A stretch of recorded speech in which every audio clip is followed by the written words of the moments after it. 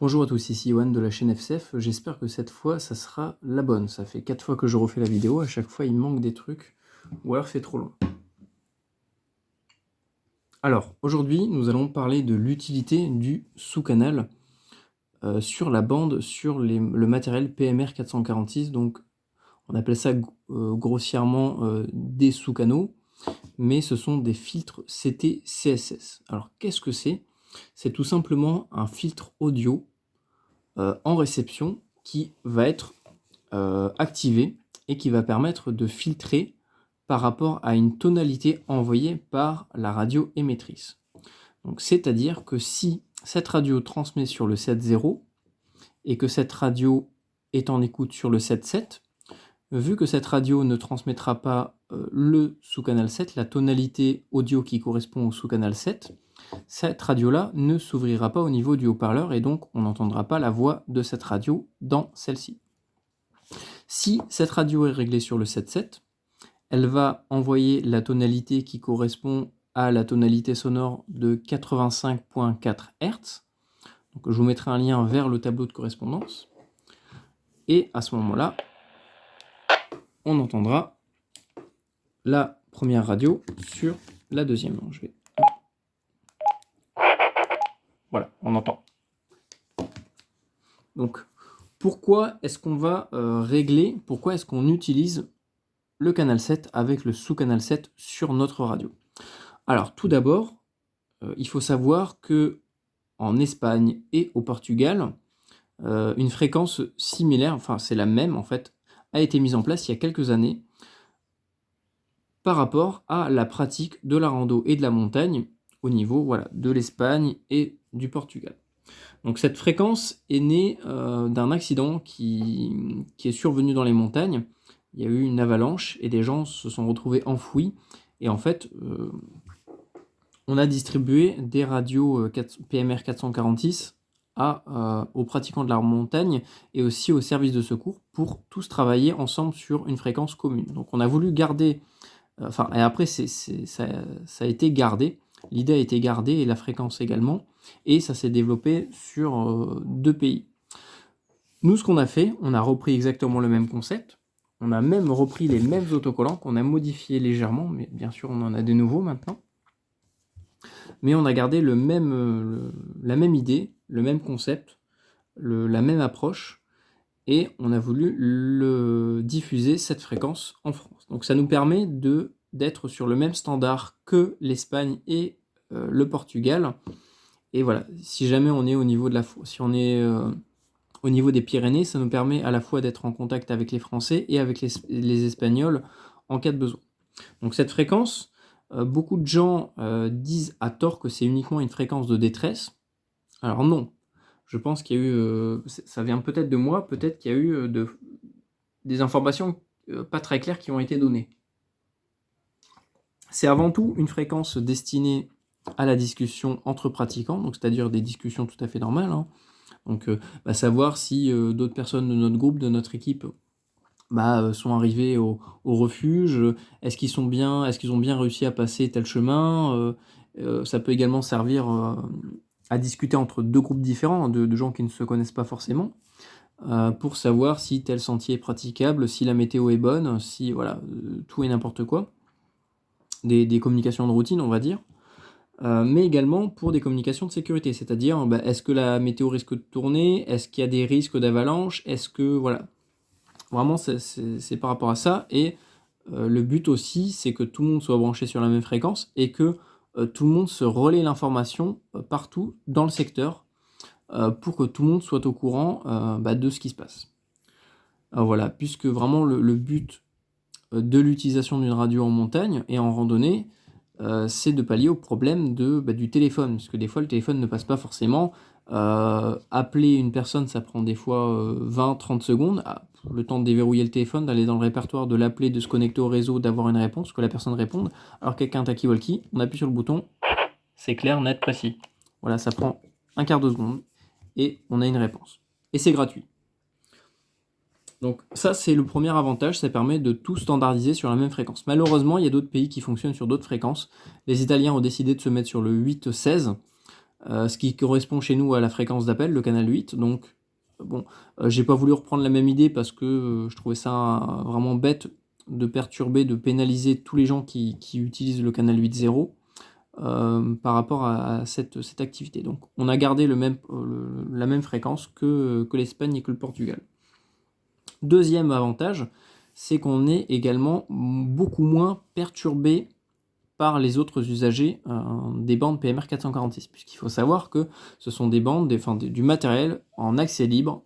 Donc à partir du moment où on a acheté notre matériel, notre radio, donc celle-là et celle-là, elles sont homologuées, elles sont en 0,5 watts antenne non démontable, elles sont aux normes PMR 446 sur 16 canaux, 446.0 à 446.200, espacé de 12,5. Ça c'est pour les précisions techniques, c'est pas important à connaître. Mais voilà, avec ce matériel-là, je peux aller partout en Europe et communiquer. Le souci, c'est que je ne vais pas être seul sur la fréquence. Il n'y a pas uniquement les randonneurs ou les alpinistes, ceux qui ont acheté ce type de matériel, il y a également les professionnels, les particuliers, les enfants. Voilà, on peut avoir toutes sortes de choses, même les babyphones. Le souci, c'est qu'il n'y a que 16 canaux et il y a trop de personnes sur pas assez de fréquences. Donc ça crée beaucoup de trafic radio, donc du trafic dans le sens où il y a beaucoup de gens qui parlent en même temps, selon les endroits. Il y a des endroits où ça parle quasiment pas, mais faut pas non plus en faire une généralité. Donc ça va nous permettre d'éviter toutes les perturbations, enfin d'entendre des messages, des communications qui ne nous intéressent pas. Nous, en tant que pratiquants, ce qui nous intéresse, c'est d'entendre d'autres pratiquants et des messages de sécurité. Pas d'entendre le babyphone du coin, pas d'entendre le mec qui travaille à la sécurité d'Hyper-U, pas d'entendre le grutier. Notre but, c'est d'entendre les randonneurs, les alpinistes, les gens qui pratiquent les activités de plein air, l'outdoor. Donc le fait de régler un CTCSS, je vais vous montrer. On va faire un exemple tout simple. Si je me mets sur le 7.0, vous voyez que là le signal est à fond, mais qu'on ne m'entend pas dans la radio. Donc ça évite justement d'être perturbé par d'autres radios qui sont sur la même fréquence. Donc vraiment, n'importe qui peut se mettre sur n'importe quelle fréquence et parler, et personne ne peut rien dire en fait. Vraiment, au niveau de la loi, c'est ce qui est dit. À savoir également que pour ce type de matériel, donc 0,5 watts antenne non démontable, la portée théorique au niveau des boîtes qu'on peut trouver en magasin sont données. Alors, la portée, c'est à peu près entre 1, 2 jusqu'à 10 ou 20 km. Donc ça, c'est vraiment très théorique. Certaines marques vont jouer la carte de « Oh là là, mon Dieu, on peut faire jusqu'à 25 km ». En vrai, faut dire ce qui est, c'est exactement le même matériel. C'est la même puissance avec la même antenne à l'intérieur et ça a le même rendement au niveau de la portée. Ce qu'il faut surtout savoir, c'est régler convenablement la réception, la sensibilité de réception de sa radio, ce qu'on appelle également le squelch. C'est la sensibilité de réception, le seuil en fait minimal de détection du signal pour que le son puisse être entendu dans le haut-parleur. Donc plus la sensibilité sera élevée, donc le niveau bas, et plus la radio recevra des signaux très faibles. Donc ça joue énormément au niveau de la portée, puisque même si on a un signal quasi nul, on continuera à entendre notre interlocuteur. Donc c'est pas juste une question de puissance. Et, par contre, si notre squelch, notre niveau est relativement élevé, on va entendre uniquement les personnes les plus proches, celles qui passeront le mieux, qui auront un signal assez élevé.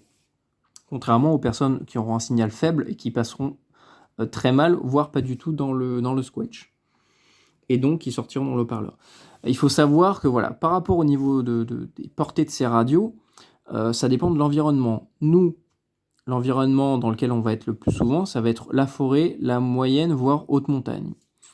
À savoir que les ondes UHF, donc ultra haute fréquence, qui sont la bande PMR 446, donc 446 MHz, c'est de l'UHF, et ça se propage un petit peu de la même manière que les ondes lumineuses, à quelques détails près.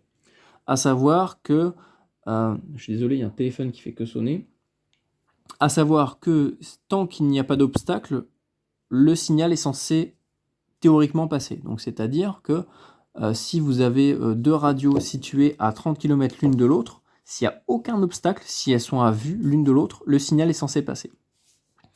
Je vais vous donner un exemple très simple.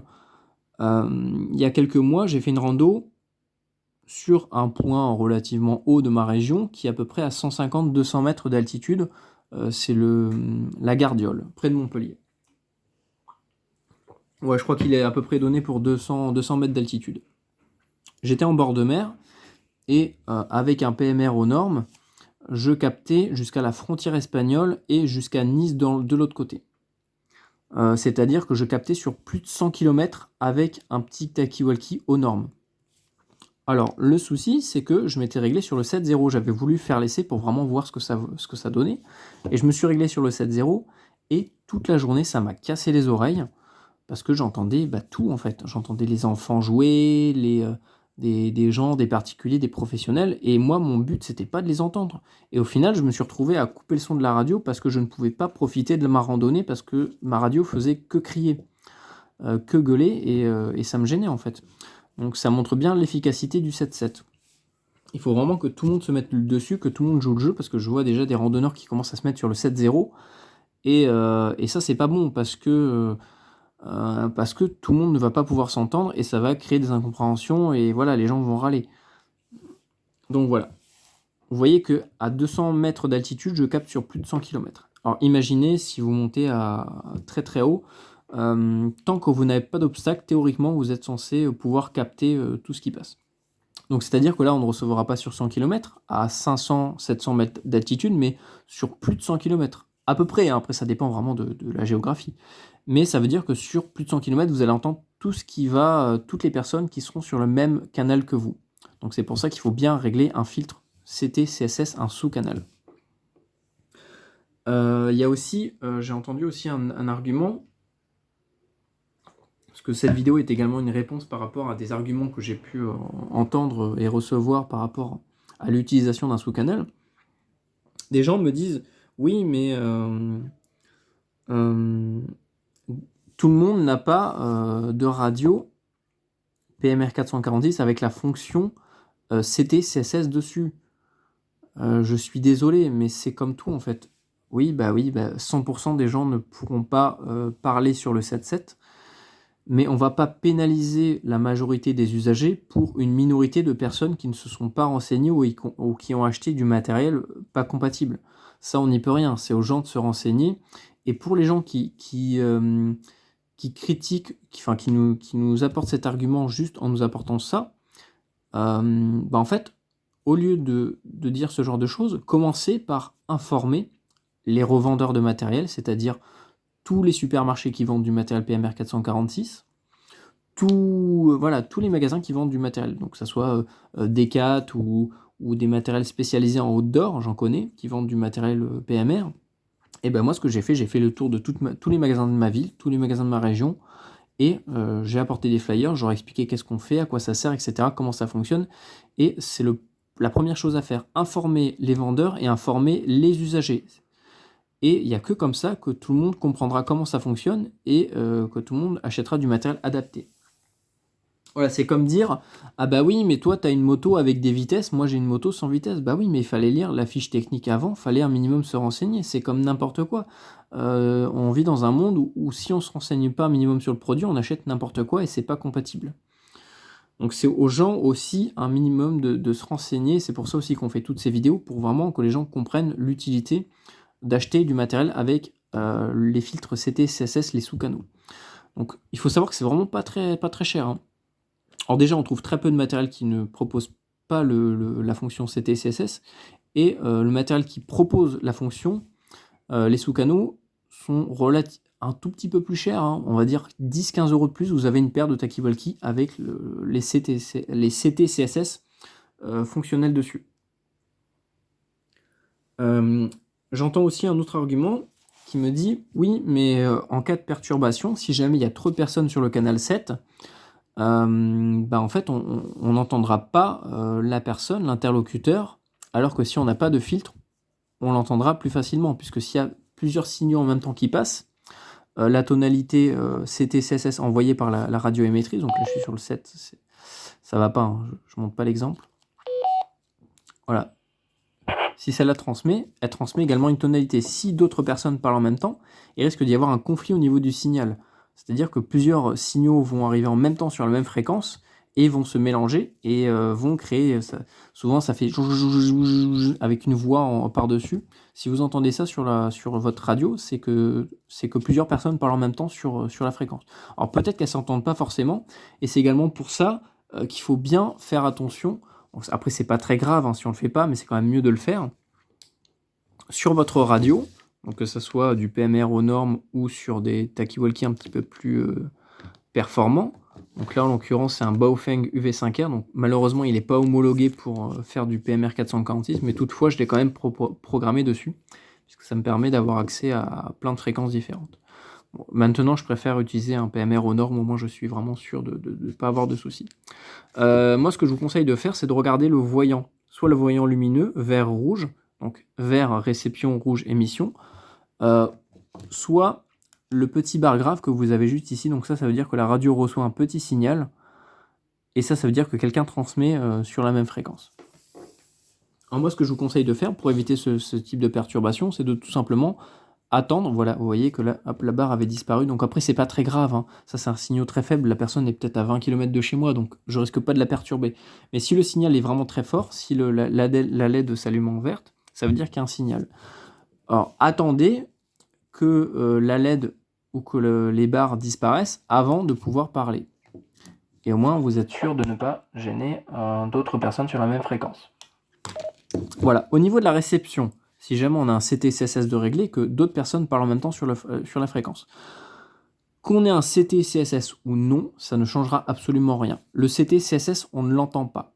C'est un bip inaudible à l'oreille qui va être détecté par la radio. La radio va le détecter, mais nous, à l'oreille, on ne l'entendra pas, la fréquence est trop basse. Et les haut-parleurs ne sont pas faits pour retransmettre cette tonalité. Qu'on ait une tonalité ou pas, qu'on ait un filtre CT-CSS ou pas d'activé, si un signal est brouillé, le signal est brouillé. CT-CSS ou pas CT-CSS, le signal ne sera pas exploitable. Toutefois, la radio peut quand même arriver à détecter la tonalité, même s'il y a un mélange des deux signaux, et va pouvoir ouvrir le squelch plus ou moins correctement, et ça nous permettra quand même de recevoir un signal. Donc après, ça tout dépend du matériel. Il y a des radios plus ou moins sensibles, je ne connais pas tous les modèles de toutes les radios du monde, mais voilà. Dans tous les cas, s'il y a un brouillage sur la fréquence, là, le signal sera brouillé et il sera inaudible. Donc ça change absolument rien. Donc autant avoir un filtre de réglé et d'être tranquille sur notre fréquence de travail. Puisque vraiment là, le but, et moi le premier, dès que je pars en campagne, mon but c'est pas d'entendre des babyphones, c'est d'entendre uniquement les autres pratiquants qui sont sur la fréquence. Je veux entendre uniquement les messages essentiels. C'est ce qui est vraiment le plus important. Le reste, on s'en fout. Donc voilà, surtout que j'aime bien écouter le bruit de la nature, les oiseaux, voilà. C'est un vrai plaisir et j'ai pas envie que ça soit gâché par des babyphones ou des professionnels. Donc voilà pourquoi il faut également programmer un CT CSS sur sa radio. Donc,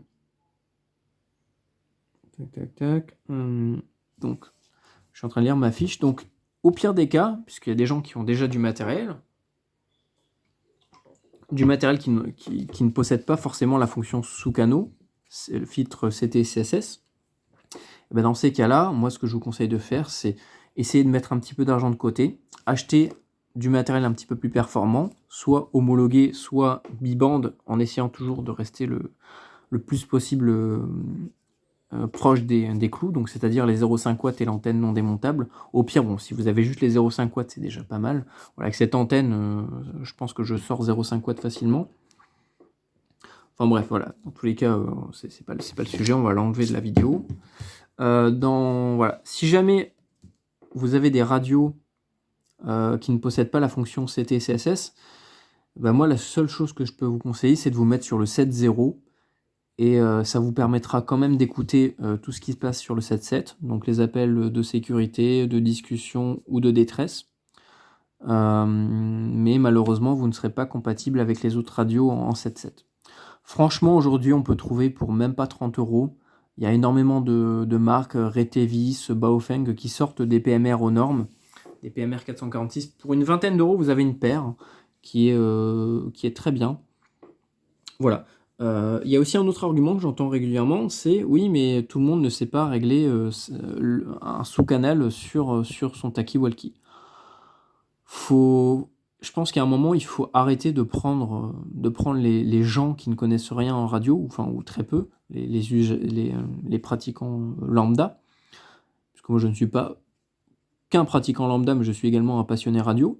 C'est pour ça également que j'essaie de faire tout ça. Qu'est-ce que je voulais dire? Oui, il faut arrêter de prendre les gens pour des abrutis. Il y a des modes d'emploi qui existent, c'est comme tout. Bah oui, il y a des gens qui ne savent pas utiliser leur téléphone, qui ne savent pas utiliser leur four. Bah faut juste lire le mode d'emploi, c'est comme n'importe quel appareil. On dirait qu'il y a une aura autour des radios qui interdit, qui empêche les gens de regarder les modes d'emploi. Vraiment, j'ai l'impression que c'est vraiment ça au niveau de la radio, enfin d'après ce que j'entends. Juste regardez le mode d'emploi et franchement, ce matériel-là est simplifié au maximum.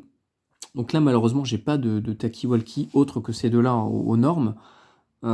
J'essaierai d'en trouver pour vous faire des vidéos de présentation, ça vaut vraiment pas très cher. Mais les manipulations sont vraiment très simplifiées. Vous avez un bouton menu, je crois que c'est quasiment pareil sur toutes les radios. Vous avez un bouton menu, vous appuyez une fois dessus, ça vous permet de régler le canal. Donc entre 1 et 8 pour les anciennes versions, parce qu'à l'époque il n'y avait que 8 canaux et maintenant il y en a 8 supplémentaires, donc il y en a 16.